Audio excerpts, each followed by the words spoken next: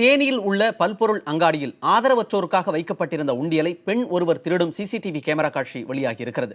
பொருட்கள் வாங்குவது போல கடைக்கு வரும் அந்த பெண் பில்லுக்கு பணம் கட்டும் இடத்தில் நீண்ட நேரம் நின்று கொண்டிருக்கிறார். அதன் பிறகு உண்டியலை திருடிக்கொண்டு கடையில் இருந்து அந்த பெண் வேகமாக வெளியேறும் காட்சிகள் சிசிடிவி கேமராவில் பதிவாகி இருக்கின்றன.